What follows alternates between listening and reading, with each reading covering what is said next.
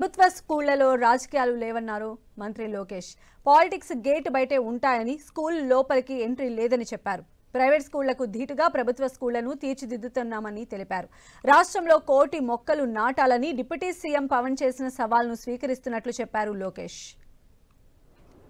గౌరవ ముఖ్యమంత్రి గారు నన్ను విద్యాశాఖ మంత్రి చేసినప్పుడు నాకు ఒకటే చెప్పారు, ప్రైవేట్ పాఠశాలలకి ధీటుగా ప్రభుత్వ విద్యని తీర్చిదిద్దామని నేను చెప్పారు. అందుకే మీరు చూస్తే ఎప్పుడు లేని విధంగా ఈరోజు అద్భుతమైన యూనిఫామ్లు మీకు అందజేశాం, పుస్తకాలు ఇచ్చాం. ప్రైవేట్ సంస్థకి ధీటుగా ఈరోజు మీకు బ్యాగులు కూడా ప్రభుత్వం అందజేసింది, షూలు కానీ ఇవన్నీ కూడా ప్రభుత్వం అందజేసింది.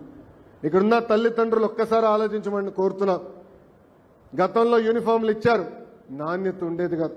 గౌరవ ప్రధానమంత్రి నరేంద్ర మోడీ గారు ఏక్ పేడ్ మా కే నామ్ అంటే అమ్మ పేరుతో ఒక్క మొక్క నాటమని ఆయన పిలిపించారు. ఆ పిలుపు మేరకు నాకు అన్న సమానమైన పవన్ అన్న ఆంధ్ర రాష్ట్రంలో 1 కోటి మొక్కలు నాటాలని ఆయన సవాల్ ఇస్తున్నారు. ఈరోజు ఈ సభాముఖంగా చెప్తున్నా, పవన్ అన్న విసిరేసిన సవాల్ని నేను స్వీకరిస్తున్నా. ఒక్క విద్యాశాఖ ద్వారానే 1 కోటి మొక్కలు నాటి 3 సంవత్సరాలు ఆ మొక్కలు పెంచే బాధ్యత మా పిల్లలు తీసుకుంటారు. ప్రభుత్వ పాఠశాలలో రాజకీయాలు ఉండవు, కేవలం పాఠాలే చెప్పాలి. లెర్నింగ్ అవుట్కమ్స్ పైన ఎక్కువ శ్రద్ధ పెట్టాలని చెప్పాను.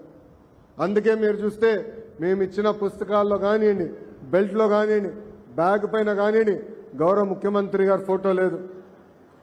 రాజకీయ పార్టీల రంగులు లేవు.